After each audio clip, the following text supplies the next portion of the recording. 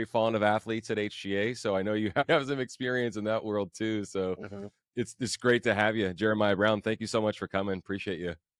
Thank you, Trevor. I'm honored to be here. Yeah. Definitely, I've been looking forward to this conversation. Oh, thanks. Opportunity to really just dive deep into the work and what I'm passionate about. Awesome. Awesome. If you don't mind, tell us a little bit about yourself and the work that you're doing right now.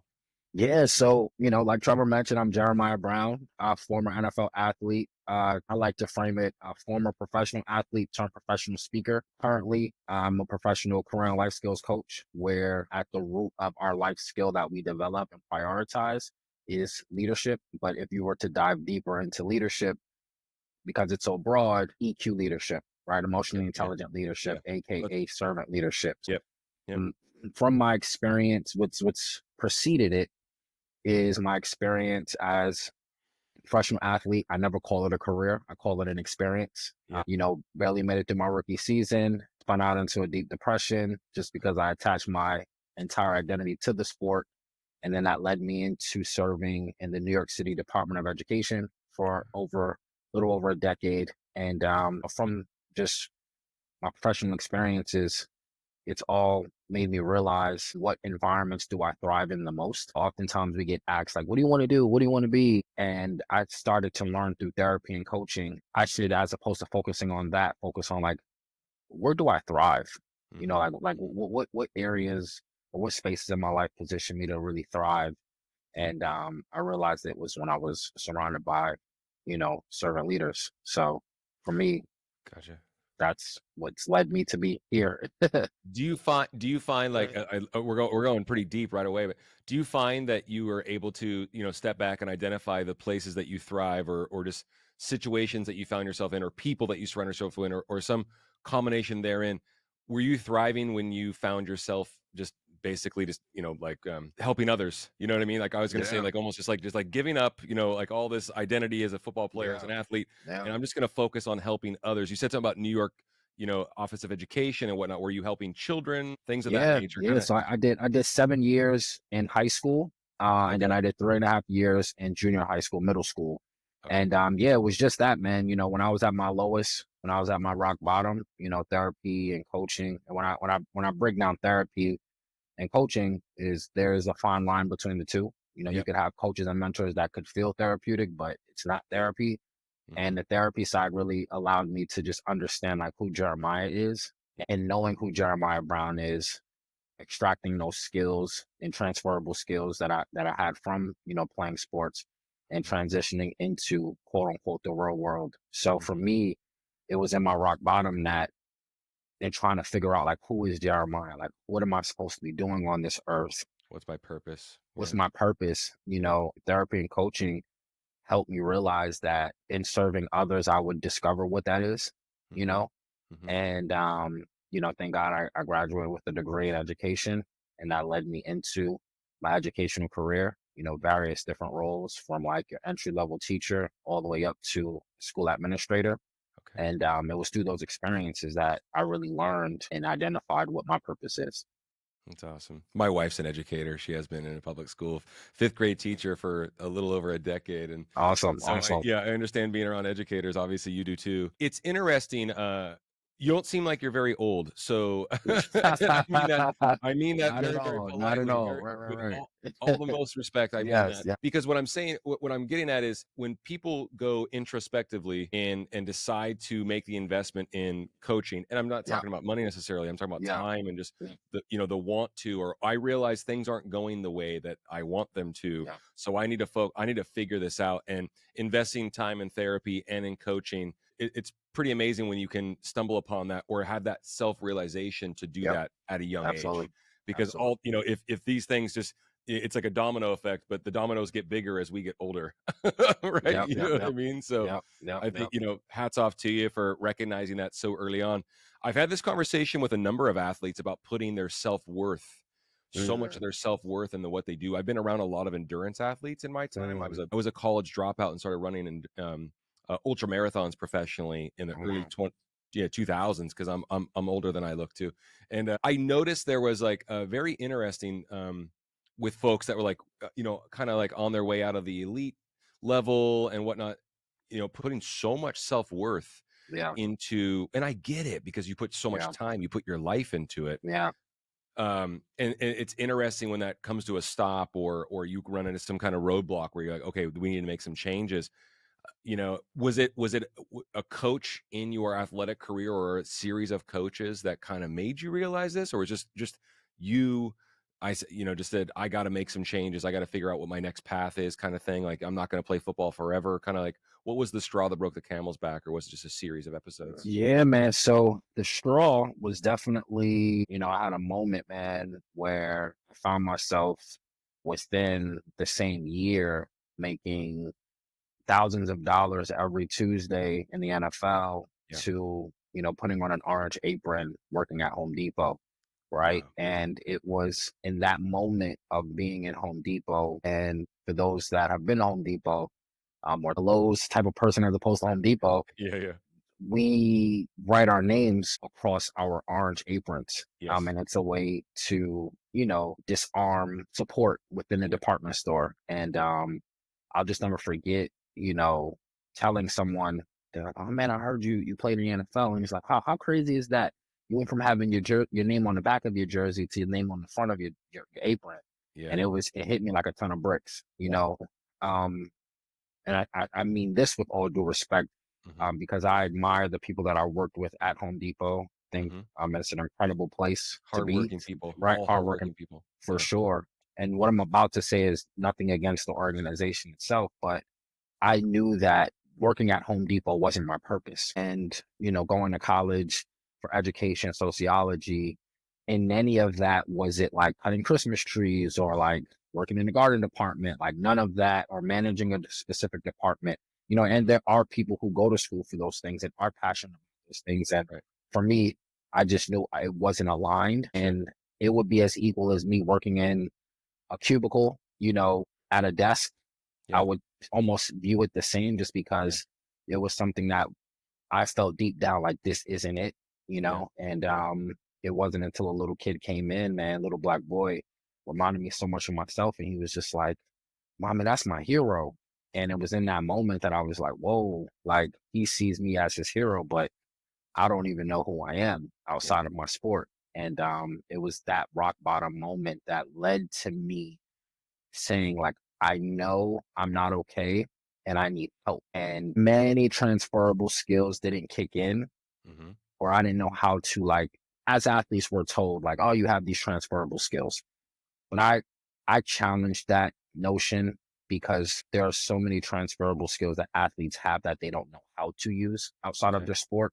Mhm. And I take the stance in holding coaches and educators accountable to, we have to go deeper and supporting our students and athletes and helping them understand how to use these transferable skills. But the Mhm. one that did transfer was asking for help.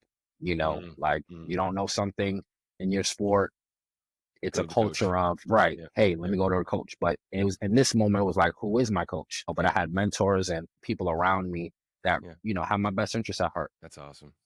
Uh, yeah, a friend of mine, a really close friend of mine, played in the NFL and went to the CFL. He's a quarterback, so and Awesome. won a series of Grey Cups up there. He's a Hall of Famer, and I remember him telling me about those game checks Oh every week, man, and I was like, man, "Man!" man, And he was on the practice squad man. with the Oh Niners and yeah. the Jets, and I was Oh like, yeah. "Oh my god, they're paying you how much? This is Yeah. amazing." Right. Yeah, I was like, "Bro, Right. you made it."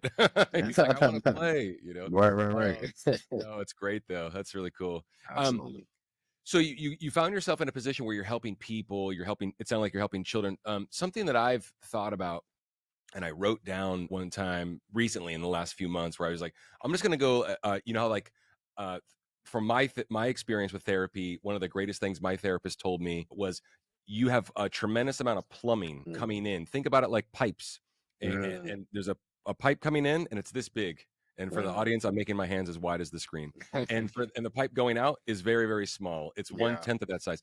And no matter what, you have to figure out how to, everything that comes in the big comes at Mm, you, being a business owner, a father, a husband, or whatever, ambitious, all these things. The piping's never going to match. The plumbing's never going to match. So you have to figure out how it finds its way through. And so I've had all sorts of lovely, like, once again, like with athletics and just endurance stuff and running and great people around me. and mentors, and trying to remain coachable myself. I Yeah, think yeah, that's such a yeah, lovely quality, is if you yeah. can be approachable and coachable, uh, Absolutely. and flexible and all these great things. What's interesting is, like, when I feel like I was succumbing to a lot of pressures and, our company's growing and things like that. I've been a business owner for a while, off and on. And I don't have more coming at me than others. It just is what it Yeah, is. It's our own journey, right? I yeah, found myself, like, leaving my phone at home and going for a walk and then writing things down, when I got back, whatever was racing through my, ever racing mind. And one of the things I wrote down recently was, the more people that have entered into my life, employees, partners, all of these things, the more people that have entered into my life that depend on me and what we do, the better my life has become. And I feel like, and I'm not trying to put words in your mouth, but I feel like your journey is about giving to others, right? And trying to, yeah. build them up. And you mentioned EQ, and I think don't think that's a buzz term that gets overused. Mhm. And so I want you to talk a little bit about that, and that emotional intelligence that comes with, naturally, you have to have, if you're going to be a good leader, if you're going to get the best out 100%. of people around you, whether they work for you or work with you, right? However you want to ascribe that, or their clients or whatever, or friends. It's a, there's a quality there with, and I want you to talk about that, and how that can, how that's fit, it sounds like, into your purpose, right? As far as, Yeah, this is what I do. big I time. I give to other people. Yeah. 100%, man. Great question. And for me, where it stems from, it goes back to, earlier on when I mentioned the environments in which I thrive in, Yeah. and, doing research over a decade within education, and like what that research looks like is like qualitative and quantitative data from like students, athletes, coaches, administrators, teachers, you name it. And when asking them all, like when asking all of these humans, right? Like, what are spaces where you thrive? Hmm. And you'll hear words like collaborative spaces Hmm. and spaces where people are listening, all of those different nuances. It all stemmed from having an emotionally intelligent leader who wasn't only just focusing on their agenda, but Yeah. focusing on the agenda of everyone and how it all ties in. And, one of the biggest attributes of a servant leader, or a leader that displays high EQ, is someone who has a playbook, right? Has structure, and procedures of how they want to go about leading their organization or department or team or classroom Process. Yeah. process, right? But Yeah. understand that, like, I can have this playbook, but I may not have the right people in place for the plays that I currently have. And Hmm. a way to really break that down is, you know, you could, in thinking of like football terms, you could have like a spread offense where all you're doing is throwing the ball 90% of the time, but you don't have receivers that can run Right. That deep, can and catch. Yeah. you don't have a quarterback who can throw consistently, right? Right. But he's very athletic, or whatever the case is. Yeah. Looking at who your people are and adjusting your plays and your playbook to those people, like meeting them where they're at, like Yeah. taking the Right. time to listen to them, taking the time to learn who they are, Hmm. what motivates them versus what, is deemed more motivating to them. Like really taking the time to look at what's happening around you and how Hmm. it's impacting the people that you're serving every single day. I Hmm. think it's just so, so important. And when you think of like the transfer portal in college athletics, when you think of the state of education where educators are leaving, Yes. it is because athletes don't necessarily feel safe, seen, or heard. I mean, now it's like a lot of money thrown There's money around, involved, but right? let's talk Money about around. the Yeah. educators. Let's talk about folks that, like, are overworked in the nonprofit space, because I think there's a Yeah. lot of similarities Yeah. there. Yeah. Yeah. What I've noticed, and I'm interrupting you, Jeremiah, but No, it's we're on okay. the No, same we're wavelength. good. Yeah. I've noticed, just from my wife working at a low income public school in California, Mhm. I just look back without getting too opinionated, and I'm not going to the meetings. I'm one Sure. foot in, one foot out, because I'm a Sure. concerned husband that I just caught myself. I was going to say has to listen. Married to You're married Yeah. too. You're married Yeah, too, yeah, so I know, yeah. man. But Yep, yep, yep, yep. anyway, I noticed that, you know what it is, man, and we could talk about this in so many different industries. It's poor leadership. Yeah, big time, That's why so big many time. nonprofit professionals are experiencing burnout. I know that Yeah, that typically, a lot of nonprofit shops, they're understaffed, they're overworked, super stressed, typically underpaid. Sounds like educators, yeah, right? yeah, Like, big time, big and time. I just know, I notice when I walk onto a campus to go to, like, an extracurricular or a sporting event, or what, I'm watching my nephews play a basketball game, and I go, it just feels different here. I bet the leadership's different and the people Yeah. are and like the Yeah. people are happy. Yeah. And you know what the thing of it is, man? It's not that hard. Yeah. You know, and it's just It's that's the not. thing, Yeah. right? It's Like not. No. I know you have to have some uncomfortable conversations to get yourself back on the right track, or maybe someone has to leave Yeah. because you Yeah. need, Big time. Big some time. new leaders. But yeah, I mean, Big time. it's very interesting. I mean, we could talk about that going wide lens about so many parts of our society where it's just honestly, it's poor leadership. Do you think we've gotten into a space or we're coming out of a space? I actually think there's been some shifts, and because this conversation is happening on small podcasts like this between Yeah. fellas like you and me and all over. Do you think that there was like do you think people were afraid to be strong leaders? Do you think that there was like a trepidation about saying the unpopular thing because of what it might make someone feel? And one of the greatest leaders, I'll quit rambling, man, but one of the greatest leaders I've ever met said, I believe that I believe I care deeply about everyone, right? Is what he said.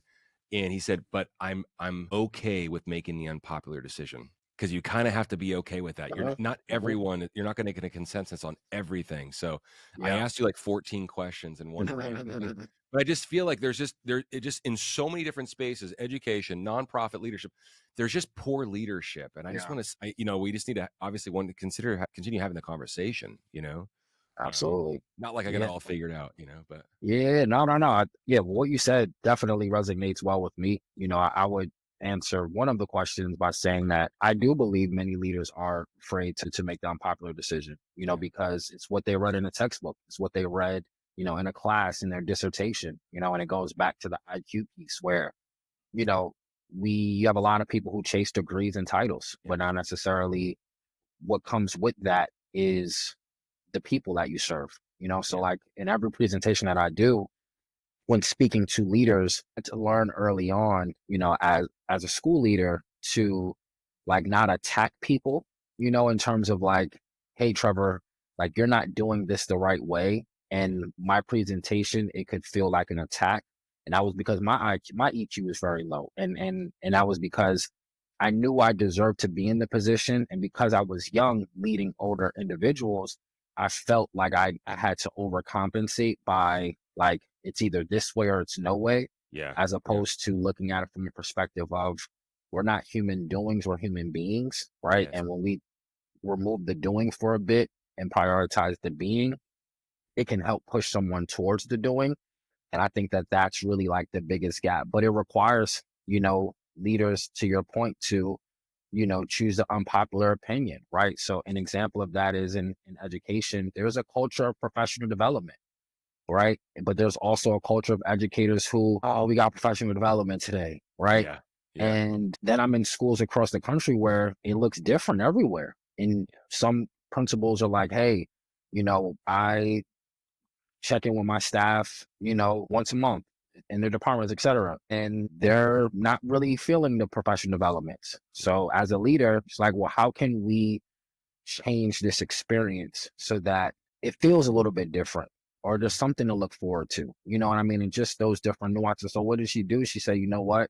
I'm going to partner with the local gym and we're going to have them come in and do a professional development workout yeah, series, yeah. like Some team just building exercise. some Yeah, team yeah, build, you know what I mean? Like just yeah, different yeah, things to just break but that takes unpopular decisions because that sure. might not be what from superintendent level is they're being instructed to do because there's some checks and balances that have to. So to your Mhm. point, man, I do believe that there needs to be leaders who are willing to commit to that unpopular Mhm. decision. But at Mhm. the same time, there's a bottom line because then that's the other side of it where it's like, Yeah, well, I get it. Great job. That was awesome. yeah, But are these kids passing? Are these, you know what I mean? So totally. Yeah, it's you gotta see it from both sides. no question. Yeah, and what I think about when in going deeper in the conversation, I think about this is not a job for everyone. Yeah. Oh, for Leadership in sure. general, it's not. It's Not so for the hard to faint of manage heart. people. Oh, It is big so time. hard. Big Yeah, time. and And you once have to again, be and okay with failing. I think true. another thing to what you said is you said that just made me realize like the Mhm. hardest thing for me early on, and I still struggle with this transparently, where it's like, man, like there was one month where I didn't meet payroll on time. And Mhm. I had to have that difficult conversation, like, hey, like I'm waiting for this organization, like this is on me. but it Mhm. was a failing moment. It felt defeating. I even Yeah. lost some employees as a result of it. So it's just Mhm. like, but I'm so much better as a result of that, Yeah. that failed moment. So yeah, that made me think of like not being I afraid of failure. I'm great. I always say to my business partner, who I'm so fortunate to have, I hit the absolute jackpot with the lottery with business partners because we're best friends and we see so much. But I've said this so many times. If folks are are repeat listeners, we're getting each other's best versions because Uh, I'm really good at things when I've had like 4 passes at it.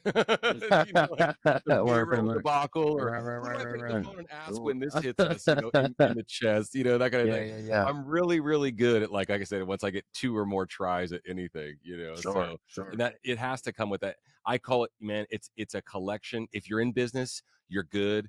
If you're not, it's okay. It's just a series of hits and misses. You know what Absolutely. I mean? And it's not Absolutely. for everyone when it just comes to running a group or being a leader in any capacity. Yeah. For a nonprofit professional that's listening to this and maybe they're new at their position, maybe they're getting some pushback and they say, "Oh my gosh, I feel like we're at a crossroads as an organization and this and that, and I'm feeling the pressure. Oh, it's the holidays when you and I are recording this." All of Yeah. these things, all these different pressures, whether they're self-induced or not. What is for a nonprofit professional or any leader for that matter, what is the greatest gift that they don't know what to do necessarily, like the next steps or a place to start? What do you think is the greatest gift they can give their team? Um, a clear onboarding system. I think Okay, that, cool. and this is something that can be updated. This is something that can be, created collaboratively with the Yeah. team. And what I mean by onboarding system, and it's funny, like when I'm presenting this to different audiences in a leadership space, I transparently let them know that I have an onboarding system for my wife.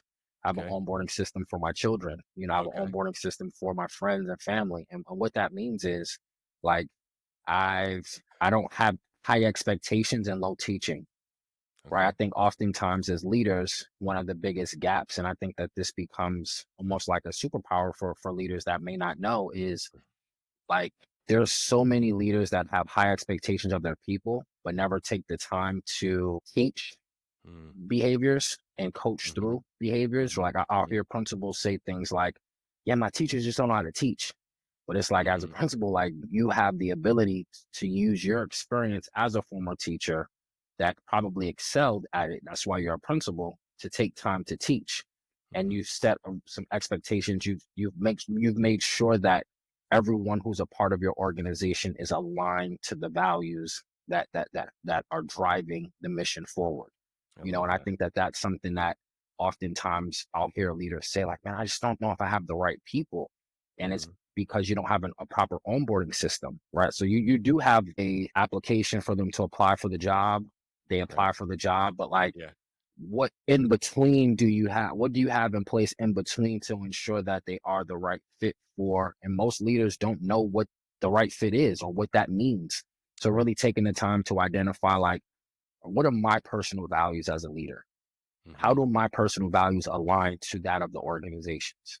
And Mhm. then as I'm looking to onboard people into my organization or my team, I need to make sure that our values are aligned first and foremost, Mhm. human to human, and then position to position, and making Mhm. sure that it's not a lot of wiggle room between those, right? Yep. Like, so for example, Trevor, like you and I, we are both married men.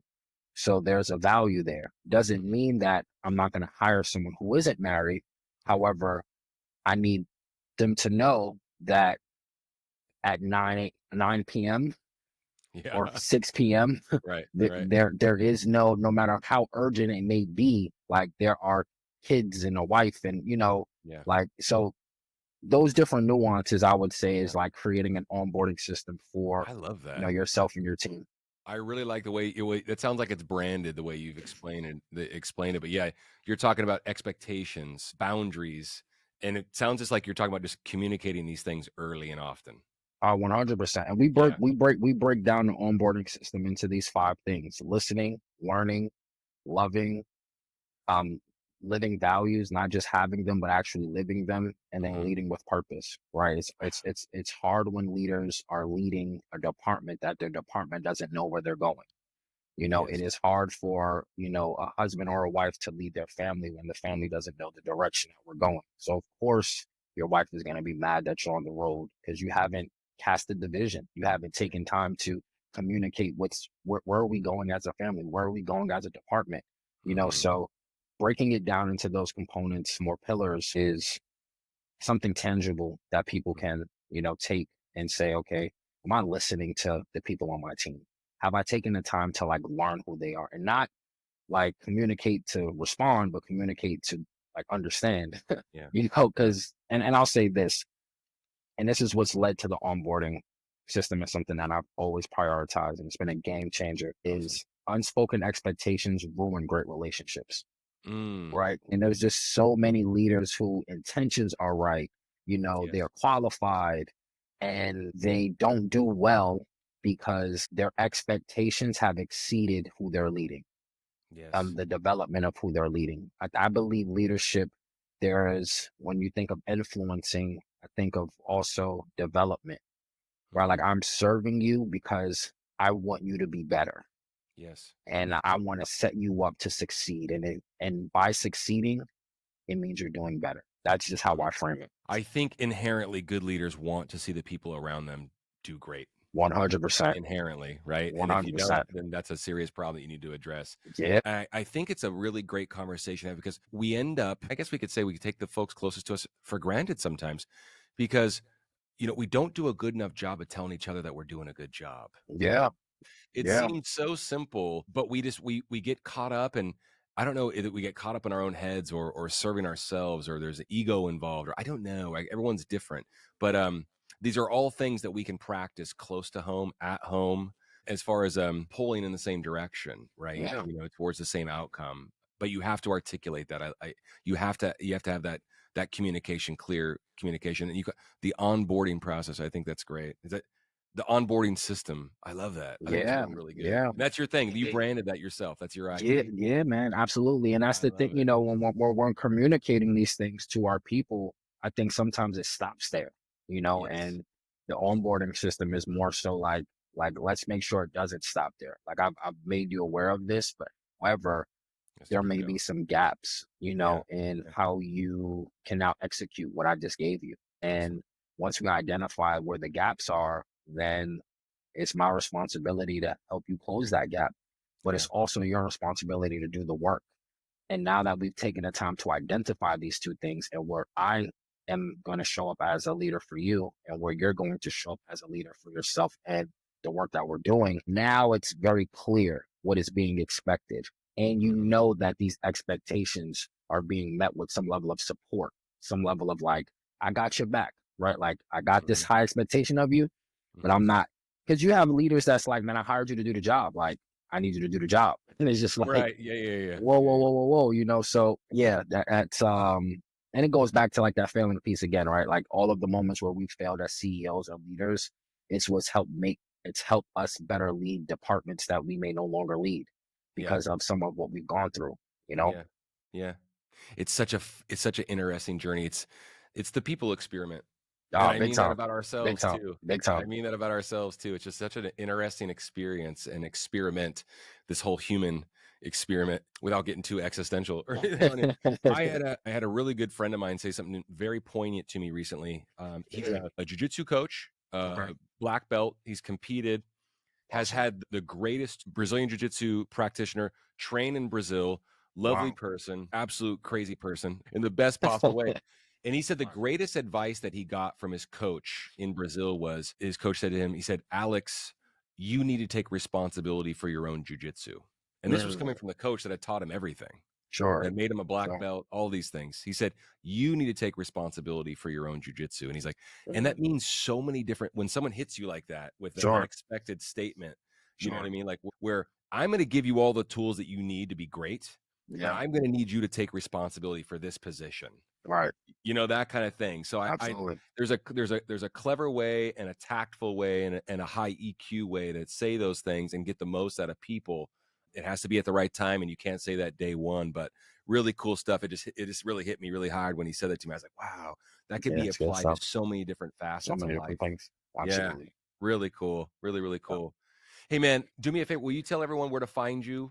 The easiest way to find you. We connected on LinkedIn. I love your content on LinkedIn, Thank but you. just tell the Thank you. audience where they can find you, and we'll keep the conversation going. And I want everybody to Yeah. reach out to Jeremiah and connect with him on LinkedIn and show him some support as well, please. Yeah. So if you type in Jeremiah Brown on Google, you're gonna probably find 400 of us. Okay. Some even speak, which is kind of crazy.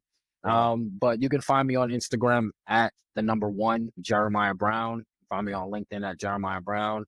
Cool. And yeah, if you type in former NFL Jeremiah Brown, I will Pop should be the up. first one that pops up.